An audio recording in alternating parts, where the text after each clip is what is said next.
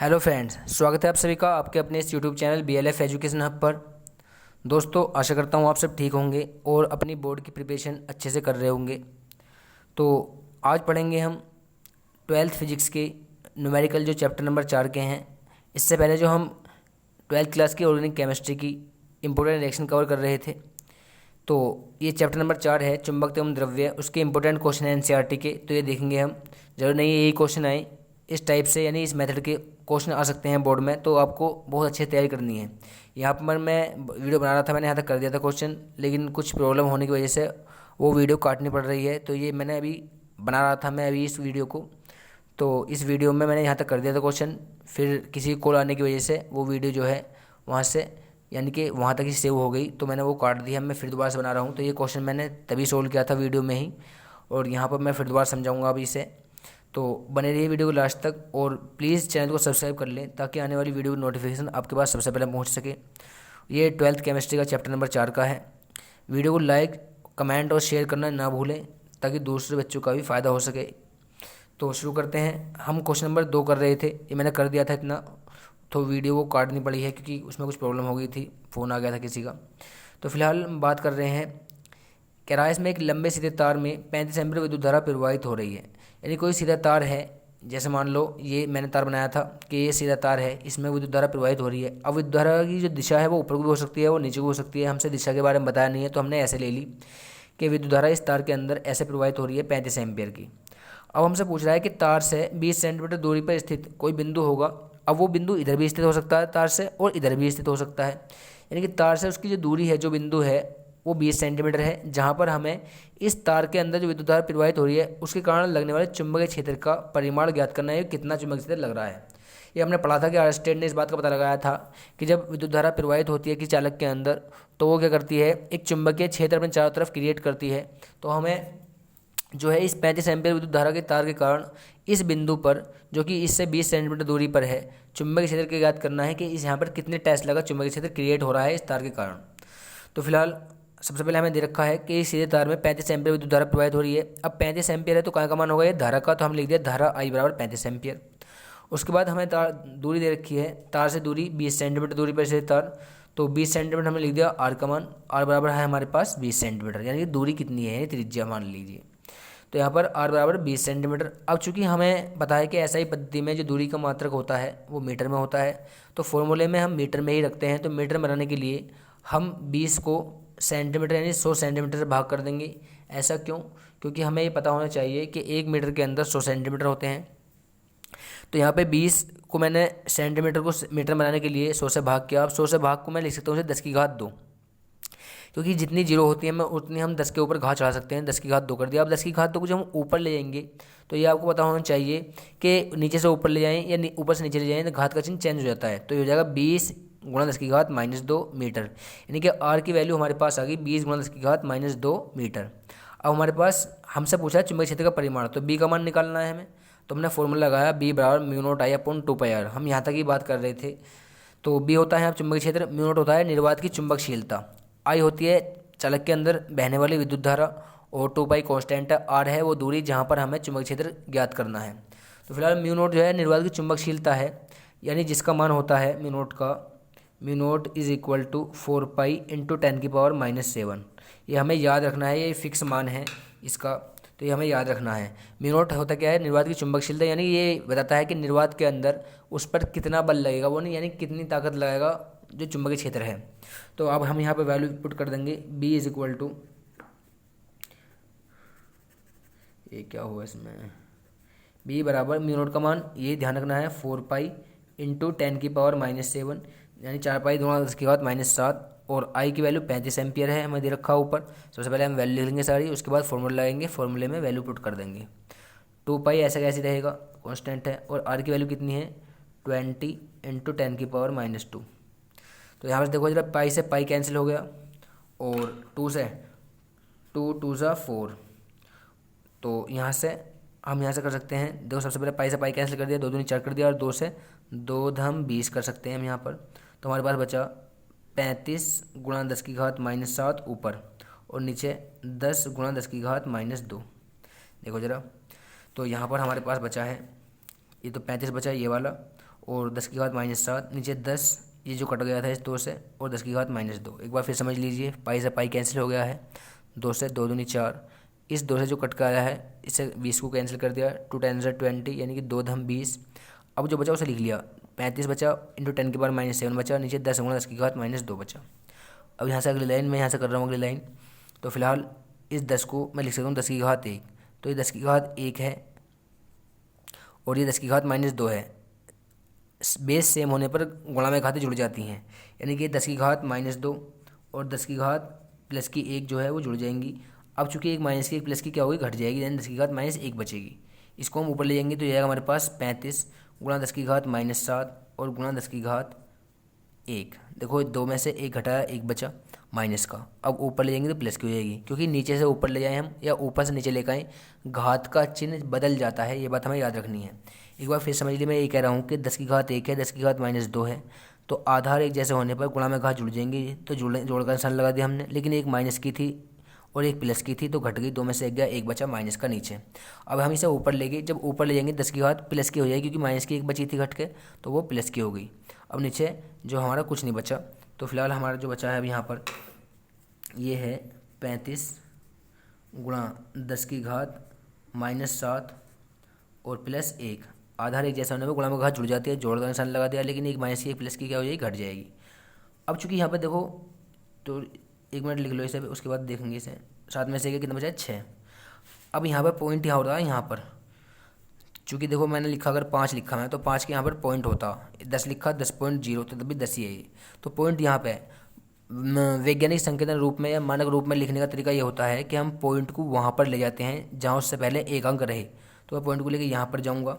अब मैं एक बात बताऊँगा, वो बहुत इंपॉर्टेंट है, वो याद रखनी है आपको हमेशा, कि अगर हम पॉइंट को लेकर चलते हैं घंटे की दिशा में, यानी कि जैसे हमारा ये क्लॉक है, अगर मैं ले जाऊँगा पॉइंट को ऐसे, इधर जाऊँगा मैं, तो 10 पे घात चढ़ेगी माइनस की। जितने भी मैं अंक लेके जाऊँगा, मान लो मैं 5 अंक लेके जाऊँ, 10 की घात -5 हो जाएगी। अगर मैं पॉइंट को लेकर चलता हूँ घंटे के विपरीत दिशा में, तो हमेशा 10 की घात चढ़ेगी प्लस की। तो यहाँ पर देखो, मैं पॉइंट को लेकर चला हूँ घंटे की विपरीत दिशा में, क्योंकि घंटा इधर चलता है, घड़ी इधर चलती है, मैं इधर ले जा रहा हूँ, तो 1 अंक चलाऊँ मैं उसे लेके, 1 अंक कूदा हूँ, यानी उसे लेके 10 पे घात चढ़ेगी प्लस की। तो ये हो जाएगा हमारे पास 3.5 गुणा 10 की घात -6 तो है ही, और प्लस 1 और आ जाएगी। जब भी हम घंटे के विपरीत चलेंगे तो घात चढ़ेगी प्लस की, घंटे की दिशा में चलेंगे तो घात चढ़ेगी माइनस की। अब 6 में से कितना बचा, माइनस का 5, तो 3.5 इंटू 10 की पावर -5 टेस्ला, ये बी बराबर इतना आया हमारे पास चुंबकीय क्षेत्र। ये बहुत इंपॉर्टेंट था, एक बार फिर समझ लीजिए, मैं रिपीट कर रहा हूँ एक बार। सबसे पहले हमें धारा दे रखी थी आई बराबर 35 एम्पियर, आर का मान दे रखा था 20 सेंटीमीटर, जिसे हमने मीटर में चेंज कर लिया 100 से भाग करने के बाद। 100 को 10 की घात 2 लिखा, ऊपर लेके 10 की घात -2 हो गई। हमसे पूछा था इस 35 एम्पियर के विद्युत धारा के कारण इस बिंदु पर लगने वाला चुंबकीय बल, तो बी का मान निकालना था हमने। फॉर्मूला लगा बी बराबर μ0I/2πr, μ0 का मान रखा जो कि फिक्स है 4 पाई इंटू 10 की पावर -7, और आई की वैल्यू 35, नीचे 2 पाई ऐसे कैसे ही रहने दिया, आर की वैल्यू रख दी हमने 20 इंटू 10 की पावर -2। यहाँ से पाई कैंसिल किया, 2 से 2 दूनी 4 कर दिया, और इस 2 से इस 20 को 2 दम 20 कर दिया। अब हमारे पास है 10 की घात -7 गुणा 35 बचा, नीचे 10 की घात 1 है, ये 10 की घात -2 है, 2 में से 1 घटाएंगे तो माइनस की 1 बचेगी। इस 10 की घात -1 को घटाने के बाद ऊपर ले गए तो प्लस की हो गई। तो अब यहाँ पे 7 में से 1 घटाया हमने, 6 बचा माइनस का। अब चूंकि हमें मानक रूप में लिखना है तो पॉइंट यहाँ पर है, जहाँ कहीं पॉइंट ना हो समझो लास्ट में पॉइंट है, तो ध्यान रखना है इस बात को। तो पॉइंट को यहाँ ले गए हम, घंटे की विपरीत दिशा में चले तो 10 पे घात चढ़ी प्लस की, तो 6 में से 1 घटाया 5 बचा। तो हमारे पास उस बिंदु पे जो इस चुंबकीय क्षेत्र के कारण बल लगेगा वो लगेगा 3.5 10 की घात -5 टेस्ला का। अब देखते हैं क्वेश्चन नंबर 1 को। तो इसमें जो है सबसे पहले कह रहा है कि तार की एक वृत्ताकार कुंडली में, सबसे पहले एक तार है, कैसा है वो, वृत्ताकार, और कह रहा है कि उसमें वो कुंडली में कितने फेरे हैं, 100 फेरे हैं, यानी कि इस तार को 100 बार लपेटा गया। एक बार लपेट दिया, फिर 2 बार, 3 बार, 4 बार, 5 बार, 6 बार, ऐसे 7, यानी कि 100 फेरे कर दिए इसके। तो फेरे बराबर लिख देंगे हम यहाँ, फेरे n बराबर 100, फेरे की संख्या को बोलते हैं हम n। प्रत्येक की त्रिज्या 8 सेंटीमीटर है, यानी कि त्रिज्या कितनी है उसकी, 8 सेंटीमीटर, यानी कि ये कितना है, 8 सेंटीमीटर, यानी कि r की वैल्यू कितनी है, 8 सेंटीमीटर दूरी या त्रिज्या। सेंटीमीटर को मीटर में बदल के मैंने बताया था अभी आपको, क्या करेंगे 100 से भाग, तो 8/100, यानी कि 10 की घात 2 लिख सकते हैं, ऊपर ले जाएंगे 10 की घात -2 हो जाएगी, तो r बराबर आएगा हमारे पास 8 गुणा 10 की घात -2। अब यहाँ पर आगे दिया है और इनमें 0.40 एम्पियर विद्युत धारा प्रवाहित हो रही है, इसका मतलब आई की वैल्यू दे दी हमें, आई बराबर 0.40 एम्पियर। तो ये हमें ध्यान रखना है, ये वैल्यू दे दी हमें। कह रहा है कुंडली के केंद्र पर चुंबकीय क्षेत्र का परिमाण क्या होगा, यानी कि कुंडली के जो केंद्र है यानी बीच जो पार्ट है उस पर इस 100 फेरों के कारण कितना चुंबकीय बल लगेगा, इसकी हमें गणना करनी है। तो क्वेश्चन आपको समझ में आ गया। सबसे पहले जो दे रखा है उसे हमने लिख लिया, n बराबर 100 फेर लिख लिए। जो दूरी है यानी जो केंद्र से दूरी है कुंडली की वो कितनी है 8 सेंटीमीटर, उसे हमने मीटर में चेंज करके 8 × 10⁻² मीटर कर लिया। और उसके बाद हमें धारा दे रखी थी 0.40 एम्पियर, वो लिख लिया हमने। आई बराबर हमसे कुंडली के केंद्र पर चुंबकीय क्षेत्र का परिमाण पूछ रहा है, यानी कि हमसे पूछ रहा है ये बी का मान। अब चूंकि देखो एक बात याद रखनी है हमें कि जब भी हमें कुंडली दी होगी यानी कि गोल वृत्ताकार कुंडली दी होगी तो हम फॉर्मूला लगेंगे B = μ0I/2R। देखो इसमें और इस फॉर्मूले क्या अंतर है, यहाँ पे जो है पाई था, यहाँ पे पाई नहीं है। तो याद रखना है जब वृत्ताकार कुंडली की बात करें तो यहाँ से पाई खत्म कर देंगे हम, 2R बचेगा खाली। और अगर फेरे दे रखे हों, तार के फेरे दे रखे हों, चाहे यहाँ इस टाइप का क्वेश्चन हो, वृत्ताकार तार हो या लंबा तार हो और फेरे दे रखे हों, तो हम यहाँ पर n का यूज करेंगे। तो यहाँ देंगे μ0NI। तो याद रखना है हमें फॉर्मूला कैसा बना, μ0 चुंबकशीलता है, n जो है फेरों की संख्या, I बहने वाली धारा है, R त्रिज्या है। यहाँ पर 2πr हमने इसलिए नहीं किया क्योंकि कुंडली है, तो ये बात हमें याद रखनी है बहुत ध्यान से। अब करते हैं B बराबर μ0 का मान 4π × 10⁻⁷ और n का मान 100 और I का मान कितना है हमारे पास 0.40 और अपॉन 2R यानी कि 2 × R की वैल्यू कितनी है हमारे पास, ये रही 8 × 10⁻²। तो यहाँ तक तो कोई कन्फ्यूजन नहीं होना चाहिए। एक बार फिर समझ लीजिए। सबसे पहले हमने μ0 का मान रखा 4π × 10⁻⁷ और n का मान रखा 100 और I की वैल्यू रखी 0.40, R की वैल्यू 8 × 10⁻²। अब जो कैंसिल हो रहा है उसे कैंसिल कर दीजिए। सबसे पहले 2 से 2 2 × 4, ये 0.40 पॉइंट के बाद 2 अंक है, यहाँ पर 2 जीरो बढ़ा लीजिए एक के बाद, तो पॉइंट यहाँ से कैंसिल हो गया। ये बात याद रखनी है, जब भी हमें ऊपर पॉइंट के बाद अंक दे रखे हो जितने भी, इतनी जीरो बढ़ा लेते हैं, नीचे जीरो हम यहाँ बढ़ा सकते हैं, यहाँ भी और यहाँ भी, और नीचे दे रखे हो अगर पॉइंट के बाद अंक तो जीरो ऊपर बढ़ाते हैं, पॉइंट हट जाता। अब हमारे पास 100 यहाँ पर है, 100 वहाँ पर है, 100 से 100 कैंसिल। देखो बिल्कुल सिंपल बात थी। सबसे पहले हमने क्या किया, 2 से काट दिया, 2 2 × 4 और यहाँ से हमने पॉइंट के बाद 2 अंक थे, 2 जीरो बढ़ा ली, 100 हो गया, 100 को 100 से कैंसिल कर दिया। अब हमारे पास बचा, जो से लिख लो 2π × 10⁻⁷ और गुणा 40, देखो 2 ये और 10⁻⁷ ये, 40 ये, नीचे इधर 2 तो कैंसिल हो ही गया था, 2 2 × 4 8 और इंटू 10⁻²। यहाँ से 2 2 4 × 8 यानी 4 से काट दिया हमने, और 4 से काटने के बाद ये हो जाएगा 2 चौक 8 और 4 धम 40, यहाँ पर 10 हो गया। अब B बराबर हमारे पास पाई का मान बाद में रखेंगे, 10⁻⁷ उसे ऊपर ले जाओ, -7 और 10⁻1 ये वाली जो है बची है उसे 10⁻1 लिख सकते हैं हम, और 10⁻2 नीचे कुछ नहीं बचा। एक बार फिर समझ लीजिए, यहाँ से 2 से 2 2 × 4 कर दिया हमने, और पॉइंट के बाद 2 अंक थे, 2 जीरो बढ़ा लिया, यहाँ पे 100 से 100 कैंसिल कर दिया। अब हमारे पास बचा यहाँ पर 2π 10⁻⁷ और 40, नीचे 8 × 10⁻², 8 से हमने यहाँ से 2 से कर दिया, 2 चौक 8 और फिर 4 से 4 धम 40 कर दिया। अब जो बचा लिख लिया, पाई बचा यहाँ पर 10⁻⁷ बचा, और यहाँ पर 10 बचा, 10 यानी 10⁻1 लिख सकते हैं, और 10⁻⁻² को ऊपर लेंगे, 10⁻1 हो जाएगा +2। अब यहाँ पर B बराबर पाई का मान रख देते हैं 3.14, ये हमें ध्यान होना चाहिए।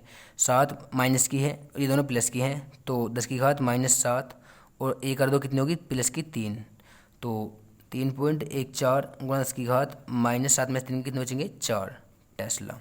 फिर दोबारा समझ लीजिए, दोनों प्लस की थी जुड़ गई, 2 और 1 3 हो गई, और 7 में से 3 घट गई तो 4 बची माइनस की। 3.14 पाई का मान रखा है, याद रखना हमें, ये फिक्स मान होता है 3.14 या 22/7। तो B बराबर हमारे पास, यानी कि B बराबर जो इस 100 फेरों वाली कुंडली है उसके केंद्र पे चुंबकीय क्षेत्र लगेगा इस कुंडली के कारण, वो लगेगा 3.14 × 10⁻4 टेस्ला। ये हमारा फाइनल आंसर था। आप मॉडल में या एग्जाम एक्सपर्ट में इस टाइप के क्वेश्चन करने की कोशिश करना है, और जो नहीं हुई तो मुझे वो सेंड कर देना व्हाट्सएप पे। मेरा नंबर आपको पता ही होगा, ये है मेरा नंबर 81 71 85 29 36। तो आपको जो भी क्वेश्चन में प्रॉब्लम हो आप मुझे इस नंबर पर व्हाट्सएप कर सकते हैं, वो इंशाल्लाह उसका ज़रूर आपको सॉल्यूशन मिलेगा।